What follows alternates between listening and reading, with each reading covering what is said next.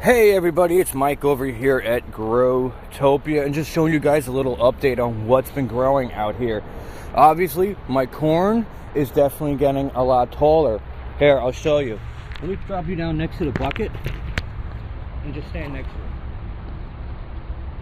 it. It's crotch high now. Some of these are just knee high, but some of these are even higher than that. So it's been pretty freaking cool on how they've been growing. And there's literally 3 different types that are in here, so I'm not just growing one variety. I got Indian corn, I got golden Batham, and I got sweet corn growing in here. So there's a lot of mixes of different things. So it's not, it's not like, oh wait, how is his corn growing like different sizes and heights? But that's because, but look, you can start seeing some of the tassels are just starting to pop up. So they're getting ready. Some of these are going to be way ahead of others. They all got planted at the same time. Obviously, some started in a pod, and some started in the ground. And the only difference is the ones that started in pod grew quicker than the ones in the ground. But then they caught up to each other anyway, so it didn't matter. So I'm never doing the pods again. My Japanese corn is looking really good as well. It definitely looks like it's taken a while, but that's because I bought it and planted it way after these guys, and honestly I just thought it was an Amazon joke, but who knows, maybe I will actually get Japanese baby corn, or it's just another one of those meme stupidities, right? Look at my head right now, right? So my cabbage is building a nice head in there. So it's definitely, I'm loving it. I gotta spray some freaking neem oil because I got issues with ants over there, ants and aphids. But the cucumbers, they're just starting to kind of get up, growing on their own, kind of moving along. Oh my god, I got sweat in my eyes. Try not to get spiked over here. My tomatoes, I don't know if you guys remember from the last video that I filmed on where I had put my tomato clips and how much has grown since. So like these guys, I couldn't even clip them on, but I can now. This one could use another clip.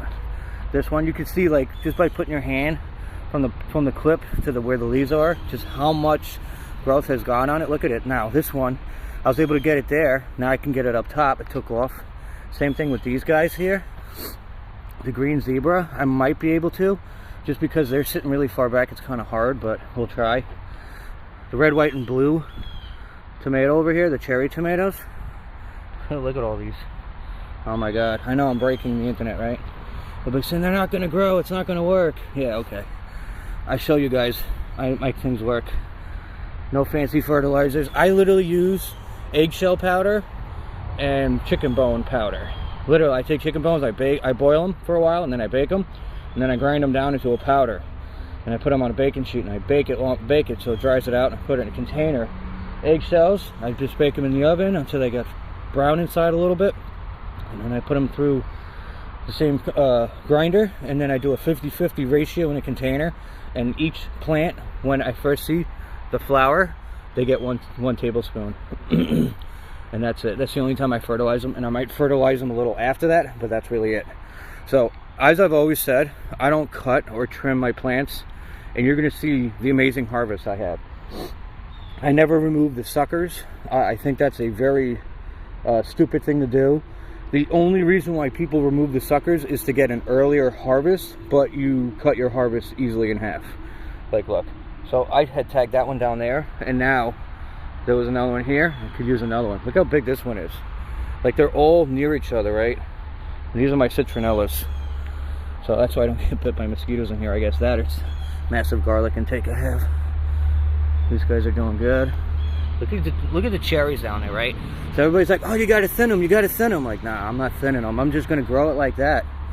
Same thing like with the red, white, and blue. I mean, look at all these tomato plants in one little spot. The only thing is that they're gonna need more food and they're gonna need more water, which is the true statement behind it. So that's why they tell you to thin them. But if you have the brains and the willpower and the ability to do so, you don't have to thin them. Look, we got a tomato back here. This is, I think, a green German. It's kind of hard. There's so many tomato plants in one spot. It's kind of a little difficult to figure out like what branch it's coming off of. But yeah, some little ones back there. Oh my god, I'm sweating already. I haven't like done anything. I'm working on my sunflower. Remember my sunflower from the last video? Now look at it. It's over 8 feet tall right now. So I just installed another string up here. I gotta put the string and then tie it off down there somewhere. And then I'm gonna run the tomato clips on here. And as you can see, I'm having a little bit of issue with ants because they're eating the spittle bugs.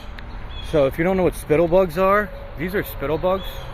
So they're basically bugs that go to on a plant, and they basically are just like an aphid. They're extremely annoying, but these ants kind of eat them.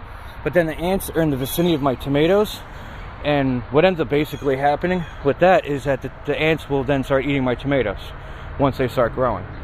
So my solution to that is I just take neem oil and I just spray the shit at it and kill them all, and that's it. But anyway, because the sunflower is like starting to lean and I don't want it to break, I want to tie it off so I lock it on, and this thing's gonna have, like, out of here bug, so many different sunflowers on it. Freaking insane. I got like this one gnat that just wants to get eaten apparently. But anyway, so here's some more tomatoes.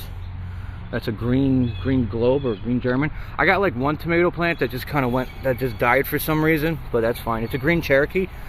Oh my god, bug, just land in my mouth so I could eat you. Fucking A. So it came out of that same section, so even though I kind of like lost one plant, I don't care because there's a plant right next to it. And like I said, this year I kind of got screwed a little bit by people canceling their orders on the tomato plants that I had started growing for them. And now I'm stuck with all these tomato plants. So, and a bug that's about to land in my mouth. Oh my god, go away. Go away. Go to the neighbors, bug them. They don't do anything for a living.